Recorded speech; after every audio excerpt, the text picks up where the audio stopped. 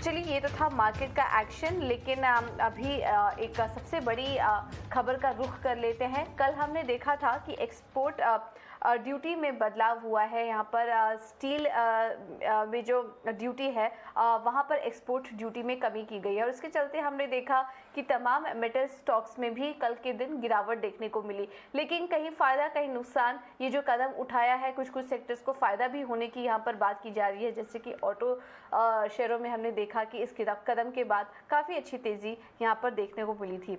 तो इस पर और ज़्यादा चर्चा कर लेते हैं, और इस जो कदम उठाया है सरकार ने, इसके पीछे की वजह क्या है ये समझ लेते हैं। और बहुत ही इंपॉर्टेंट वॉइस आपको सुनवाने वाले हैं। हमारे साथ एक खास चर्चा के लिए जुड़ चुके हैं स्टील से की संजय सिंह, ये स्टील सचिव हैं जो कि इस वक्त हमारे साथ मौजूद है। संजय जी, बहुत बहुत शुक्रिया आज आपका इटीना स्वदेश को समय देने के लिए। और ये जो कदम उठाया है काफ़ी इम्पोर्टेंट हो जाता है इसी समय में आपका हमारे साथ जुड़ना और इस पर और डिटेल में चर्चा करना कि इसके पीछे आपकी मंशा क्या थी। तो यही हम शुरुआत करते इसी सवाल से कि ये जो कदम उठाया है आपने, क्या वजह थी इसके पीछे, किस तरह की बातें तमाम इंडस्ट्री के साथ और बिजनेस बॉडी के साथ आपकी हुई थी जिसकी वजह से ये डिसीजन लेना पड़ा आपको?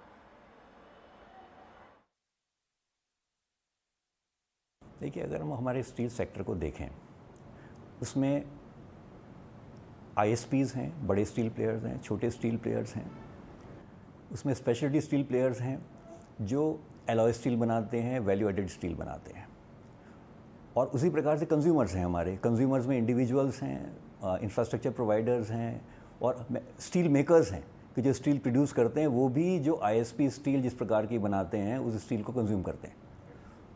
और इन सब को ध्यान में रखते हुए इन सब की रिक्वायरमेंट्स अलग अलग हैं। जो बगैर बड़े जो प्लेयर्स हैं उनकी रॉ मटेरियल की आवश्यकताएं थी, उस कारण से वो लगातार इस विषय को उठा रहे थे। जैसे कोकिंग कोल एक बहुत बड़ा विषय था, तो कोकिंग कोल की ड्यूटी नील कर दी गई है। उसी प्रकार से पैलेट्स एक ऐसा विषय है कि जिसमें पैलेट्स एक बहुत एफिशिएंसी बढ़ाने के लिए बहुत आवश्यक एक इंग्रेडिएंट है स्टील मेकिंग में। वो एनवायरनमेंट फ्रेंडली है, कोकिंग कोल का यूसेज घटाता है, आयरन ओर का यूसेज घटाता है, कार्बन जो फुटप्रिंट है उसको घटाता है, और उसे हमें बढ़ाने की भी आवश्यकता है। और जो छोटे प्लेयर्स हैं जो स्पॉन्ज आयरन बनाते हैं वो बहुत अधिक उसका इस्तेमाल भी करते हैं। तो इस कारण से इन दो चीज़ों को रॉ मटेरियल के उसमें हमने इन्हें एड्रेस किया है। बट सबसे बड़ा जो एक विषय था वो ये था कि हमें हमारे देश के भीतर डिमांड और सप्लाई का मिसमैच हो रहा था। जो सप्लाई थी वो कम थी, डिमांड ज़्यादा थी, क्योंकि जिस प्रकार का पुश बजट ने इस वर्ष के जो बजट है उसने दिया है इंफ्रास्ट्रक्चर को, और हम आत्मनिर्भरता की ओर बढ़ रहे हैं, तो उस प्रकार के एक परिदृश्य में हमें और अधिक सप्लाई बढ़ाने के लिए इस प्रकार के मेजर लेने की आवश्यकता थी।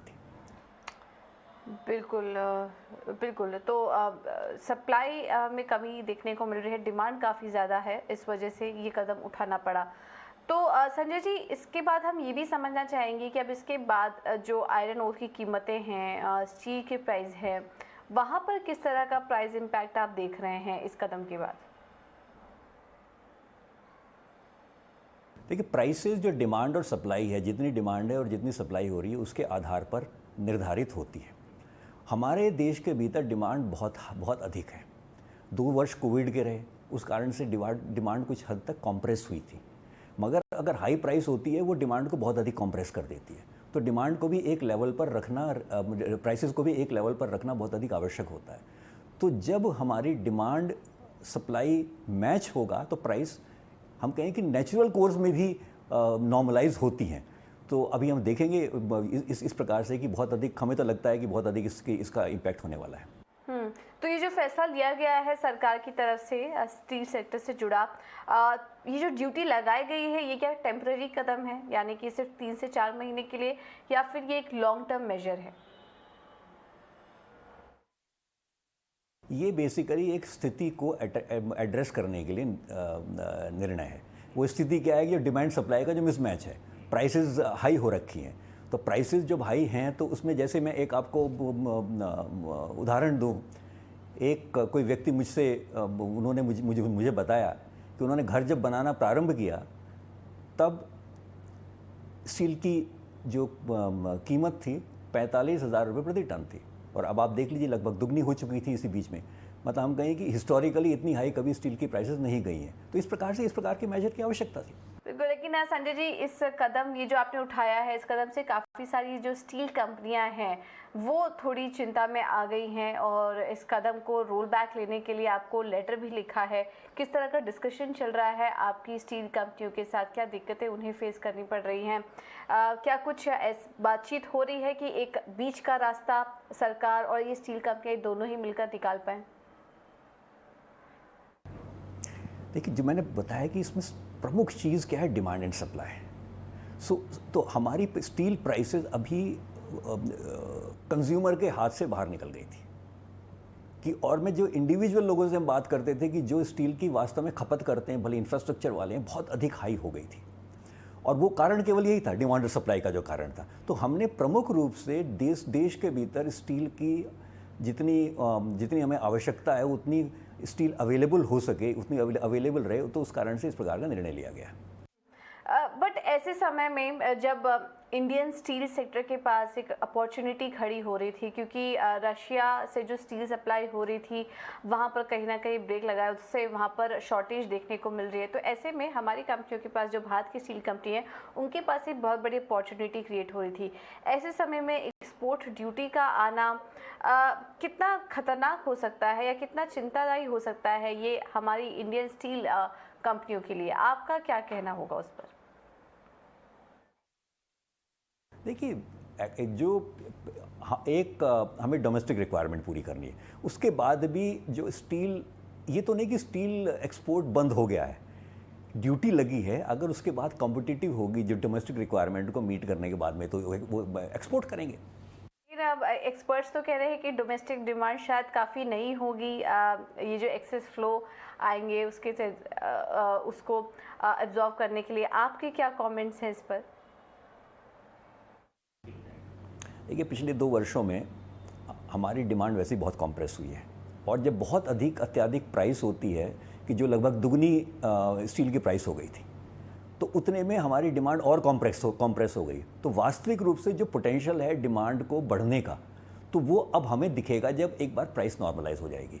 और डिमांड बहुत अधिक है। हम स्टील का जो कंजम्पशन है 75 किलो प्रति कैपिटा कर रहे हैं। कम से कम हमें अगले बहुत शॉर्ट टर्म में 5 से 7 सालों में उसे 150 से अधिक करने की आवश्यकता है।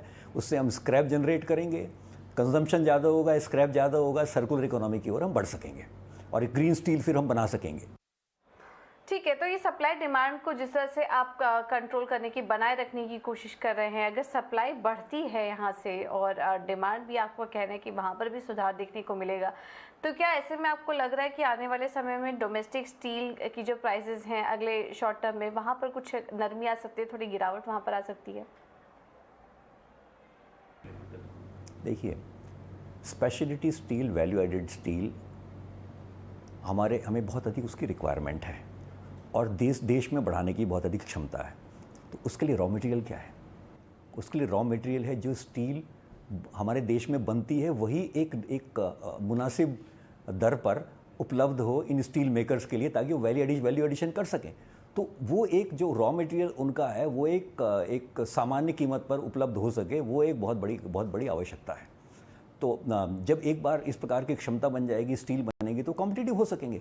इस स्टील के रेट, इस स्टील के दर के ऊपर तो जो अभी चल रहा है, कॉम्पिटिटिव होना भी बहुत एक चैलेंज है।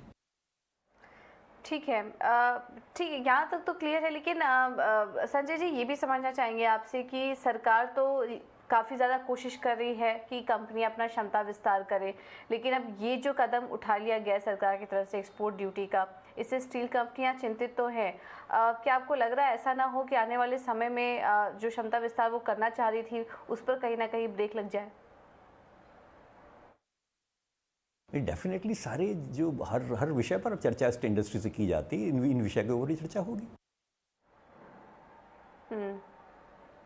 बिल्कुल, ठीक है। इंडस्ट्री पर्सनल जिससे आप बात कर रहे हैं, उनका ये कहना है कि गवर्नमेंट ऑफ सरकार को ये एक सजेशन दिया गया है कि 3 महीने तक का समय उनको पहले देना चाहिए था, उसके बाद ये कदम उठाना चाहिए था। इस तरह का डिस्कशन सरकार के साथ चल रहा है। क्या ये जो लगातार कंपनियां एक तरीके से सरकार को रिक्वेस्ट कर रही हैं, क्या उस पर आप विचार करेंगे, अपने डिसीजन को रिकंसिडर करेंगे? अभी कोई इंडस्ट्री ने इस प्रकार का विषय हमारे समक्ष लाए नहीं है, जब आएगा तो उसे एड्रेस करेंगे। ऑलराइट, चलिए एक आखिरी सवाल, क्या आप कोकिंग कोल इंपोर्ट के लिए नई मार्केट तलाश कर रहे हैं, स्पेशली रशिया यूक्रेन वॉर के बाद? जो भी स्रोतें अवेलेबल हैं सब जगह की तलाश में, जहाँ पर भी अवेलेबल है, और ये कोकिंग कोल ही नहीं, और किस प्रकार से कोकिंग कोल का रिक्वायरमेंट घटाया जा सकता है उसकी ओर भी प्रयास किया जा रहा है। डोमेस्टिक देश के भीतर भी प्रयास किया जा रहा है, और बाकी और किस प्रकार के कोल हो सकते हैं जो कि उन्हें उनकी उपयोगिता कम कर सकें, उनका उपयोग कम कर सकें, उसके बारे में तलाश की जा रही है।